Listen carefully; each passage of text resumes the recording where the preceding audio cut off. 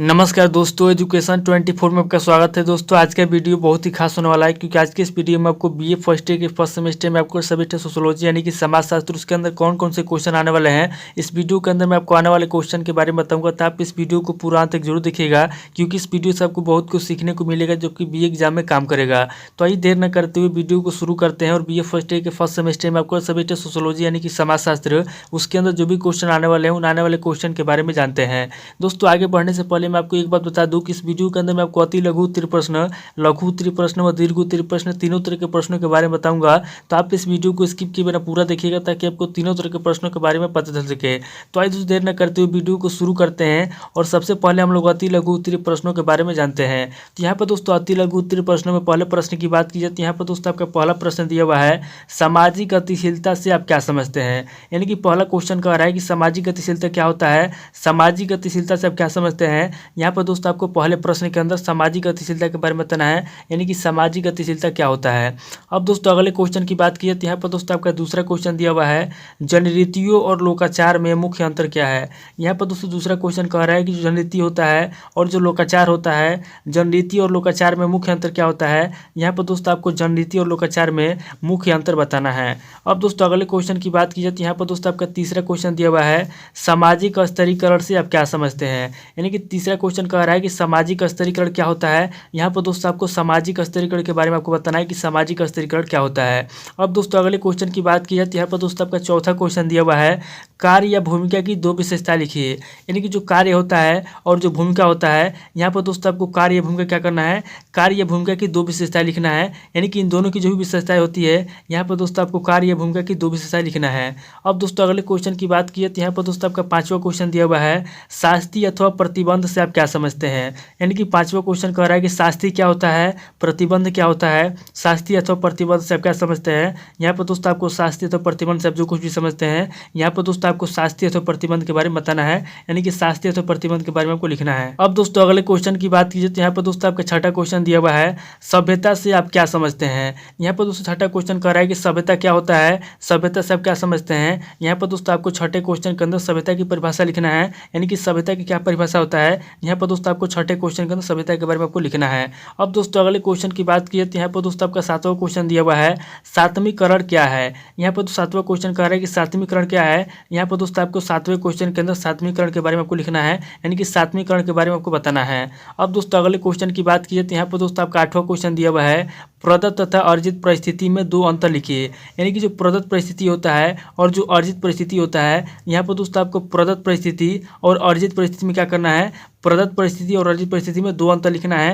यानी कि इन दोनों में क्या अंतर होता है, यहाँ पर दोस्तों आपको इन दोनों में दो अंतर लिखना है। अब दोस्तों अगले क्वेश्चन की बात कीजिए तो यहाँ पर दोस्तों आपका नौवां क्वेश्चन दिया हुआ है, संस्कृति को परिभाषित कीजिए। यानी कि नौवां क्वेश्चन कह रहा है कि संस्कृति क्या होता है। यहाँ पर दोस्तों आपको संस्कृति को परिभाषित करना है। यानी कि संस्कृति की परिभाषा लिखना है कि संस्कृति की क्या परिभाषा होता है। अब दोस्तों अगले क्वेश्चन की बात कीजिए तो यहाँ पर दोस्तों आपका 10वां क्वेश्चन दिया हुआ है, राज्य के प्रमुख तत्व कौन कौन से हैं। यहाँ पर दोस्तों 10वां क्वेश्चन कह रहा है कि जो राज्य होता है, राज्य के प्रमुख तत्व कौन कौन से होते हैं। यहाँ पर दोस्तों आपको राज्य के प्रमुख तत्वों के बारे में लिखना है कि राज्य के प्रमुख तत्व कौन कौन से होते हैं। दोस्तों अगले क्वेश्चन की बात की तो यहाँ पर दोस्तों आपका 11वां क्वेश्चन दिया हुआ है, शिक्षा के 4 उद्देश्य लिखिए। यानी कि जो शिक्षा होता है, यहाँ पर दोस्तों आपको शिक्षा के 4 उद्देश्य लिखना है। यानी कि शिक्षा के 4 उद्देश्य आपको बताना है। अब दोस्तों अगले क्वेश्चन की बात की तो यहाँ पर दोस्तों आपका अति लघु उत्तरीय प्रश्न का लास्ट क्वेश्चन दिया हुआ है, यानी कि 12वां क्वेश्चन दिया हुआ है, सामाजिक समूह को परिभाषित कीजिए। यानी कि 12वां क्वेश्चन कह रहा है कि सामाजिक समूह क्या होता है। यहाँ पर दोस्तों आपको सामाजिक समूह को परिभाषित करना है। यानी कि सामाजिक समूह की परिभाषा लिखना है। तो दोस्तों ये आपके टोटल 12 क्वेश्चन हो गए जो कि आपका अति लघु उत्तरीय प्रश्न में पूछे जाएंगे। अब दोस्तों आगे हम लोग लघु उत्तरीय प्रश्नों के बारे में जानेंगे। तो दोस्तों लघु उत्तरीय प्रश्नों में पहले प्रश्न की बात की जाए तो यहाँ पर दोस्तों आपका पहला प्रश्न दिया हुआ है, सामाजिक स्तरीकरण के महत्व की विवेचना कीजिए। यानी कि पहला क्वेश्चन कह रहा है कि सामाजिक स्तरीकरण क्या होता है, सामाजिक स्तरीकरण का महत्व क्या होता है। यहाँ पर दोस्तों आपको पहले क्वेश्चन के अंदर सामाजिक स्तरीकरण के महत्व की विवेचना करना है। यानी कि सामाजिक स्तरीकरण का जो महत्व होता है, यहाँ पर दोस्तों आपको पहले क्वेश्चन के अंदर सामाजिक स्तरीकरण के महत्व की विवेचना करना है। अब दोस्तों अगले क्वेश्चन की बात की जाए तो यहाँ पर दोस्तों आपका दूसरा क्वेश्चन दिया हुआ है, परिस्थिति की विशेषताएं बताइए। यानी कि दूसरा क्वेश्चन कह रहा है कि परिस्थिति क्या होता है। यहाँ पर दोस्तों आपको दूसरे क्वेश्चन के अंदर परिस्थिति की विशेषताएं बताना है। यानी कि परिस्थिति की जो भी विशेषता होता है, यहाँ पर दोस्तों आपको दूसरे क्वेश्चन के अंदर परिस्थिति की विशेषता बताना है। अब दोस्तों अगले क्वेश्चन की बात की तो यहाँ पर दोस्तों आपका तीसरा क्वेश्चन दिया हुआ है, सातवीकरण का अर्थ एवं परिभाषा दीजिए। यानी कि तीसरा क्वेश्चन कह रहा है कि सातवीकरण क्या होता होता है, यहाँ पर दोस्तों आपको सातवीकरण का अर्थ बताना है और सातवीकरण का परिभाषा लिखना है। यानी कि तीसरे क्वेश्चन के अंदर आपको सातवीकरण का अर्थ लिखना है और सातवीकरण की परिभाषा बताना है। अब दोस्तों अगले क्वेश्चन की बात की जाए तो यहाँ पर दोस्तों आपका चौथा क्वेश्चन दिया हुआ है, एक प्रक्रिया के रूप में संघर्ष की प्रमुख विशेषताएं क्या है, स्पष्ट कीजिए। यानी कि चौथा क्वेश्चन कह रहा है कि एक प्रक्रिया के रूप में जो संघर्ष होता है, संघर्ष की प्रमुख विशेषताएं क्या है। यहाँ पर दोस्तों आपको चौथे क्वेश्चन के अंदर एक प्रक्रिया के रूप में संघर्ष की प्रमुख विशेषताएं बताना है।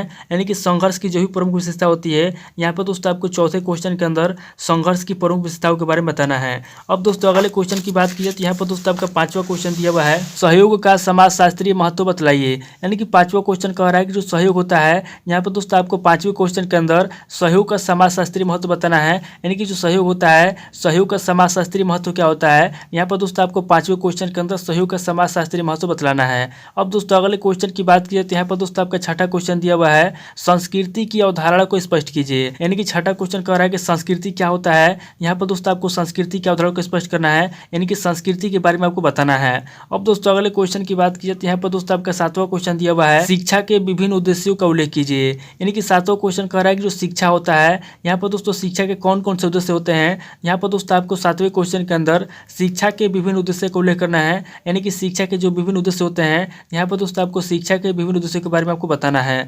अब दोस्तों अगले क्वेश्चन की बात की जाए तो यहाँ पर दोस्तों आपका आठवां क्वेश्चन दिया हुआ है, नातेदारी का महत्व बताइए। यानी कि नातेदारी क्या होता है, यहाँ पर दोस्तों आपको नातेदारी का महत्व बताना है।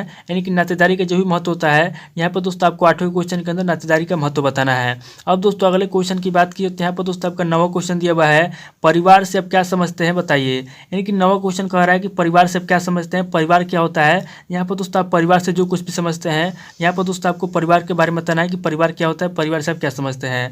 अब दोस्तों अगले क्वेश्चन की बात की तो यहाँ पर दोस्तों आपका लघु उत्तरीय प्रश्न का लास्ट क्वेश्चन दिया हुआ है। यानी कि 10वां क्वेश्चन आपका दिया हुआ है, समाज शास्त्र व सामाजिक मानव शास्त्र के पारस्परिक संबंधों की विवेचना कीजिए। यानी कि 10वां क्वेश्चन कह रहा है कि जो समाज शास्त्र होता है और जो सामाजिक मानव शास्त्र होता है, इन दोनों में क्या संबंध होता है। यहाँ पर दोस्तों आपको समाज शास्त्र और सामाजिक मानव शास्त्र के पारस्परिक संबंधों के बारे में बताना है।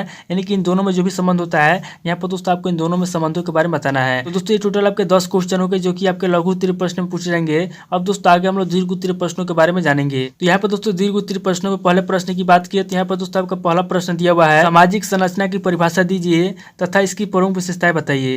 यानी कि पहला क्वेश्चन कह रहा है कि सामाजिक संरचना क्या होता है। यहाँ पर दोस्तों आपको सबसे पहले सामाजिक संरचना की परिभाषा लिखना है, उसके बाद सामाजिक संरचना की जो भी प्रमुख विशेषता है, यहाँ पर दोस्तों आपको अगले स्टेप में सामाजिक संरचना की प्रमुख विशेषताएं बताना है। अब दोस्तों अगले क्वेश्चन की बात की तो यहाँ पर दोस्तों आपका दूसरा क्वेश्चन दिया हुआ है, सहयोग को परिभाषित कीजिए, सहयोग की विशेषताएं और महत्व की विवेचना कीजिए। यानी कि दूसरा क्वेश्चन कह रहा है कि सहयोग क्या होता है। यहाँ पर दोस्तों आपको सबसे पहले सहयोग की परिभाषा लिखना है, उसके बाद सहयोग की विशेषता बताना है और सहयोग के महत्व की विवेचना करना है। यानी कि सहयोग की क्या विशेषता होती है, सहयोग का क्या महत्व होता है। यहाँ पर दोस्तों आपको सहयोग की विशेषता और महत्व के बारे में लिखना है। अब दोस्तों अगले क्वेश्चन की बात की तो यहाँ पर दोस्तों आपका तीसरा क्वेश्चन दिया हुआ है, मानव जीवन में शिक्षा के कार्य एवं महत्व की विवेचना कीजिए। यानी कि तीसरा क्वेश्चन कह रहा है कि जो मानव जीवन होता है, मानव जीवन में शिक्षा के क्या कार्य हैं और शिक्षा के क्या महत्व है। यहाँ पर दोस्तों आपको मानव जीवन में शिक्षा के कार्य एवं महत्व की विवेचना करना है।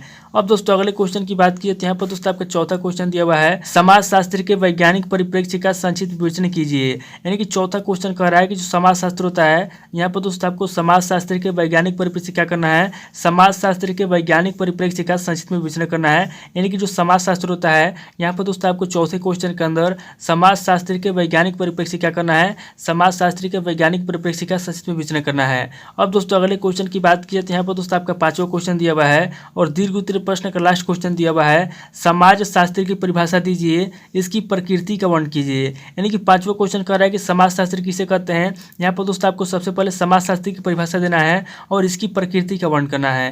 यानी कि जो समाज शास्त्र होता है, सबसे पहले आपको समाज शास्त्र की परिभाषा देना है और समाज शास्त्र की क्या प्रकृति होती है। यहाँ पर दोस्तों आपको दूसरे स्टेप में समाज शास्त्र की प्रकृति का वर्णन करना है। तो दोस्तों टोटल आपके 5 क्वेश्चन हो गए जो कि आपके दीर्घ उत्तरीय प्रश्न पूछे जाएंगे। तो दोस्तों इस वीडियो के अंदर मैंने आपको अति लघु उत्तरीय प्रश्न, लघु उत्तरीय प्रश्न और दीर्घ उत्तरीय प्रश्न तीनों तरह के प्रश्नों के बारे में बता दिया। आप इन तीनों तरह के प्रश्नों को किसी किताब से सीरीज से मिला करके नोट कर लीजिए, याद कर लीजिए, या फिर अगर आप कमेंट करेंगे तो मैं आपको नेक्स्ट वीडियो में सभी प्रश्नों के उत्तर मैं आपको दे दूंगा। तो आज इस वीडियो को मैं पे स्किप करता हूँ, मिलता है आपसे नेक्स्ट वीडियो में। अगर आपको वीडियो अच्छा लगा तो वीडियो को लाइक कीजिए, शेयर कीजिए और कमेंट करके बताइए कि आपको नेक्स्ट वीडियो किस टॉपिक के ऊपर चाहिए।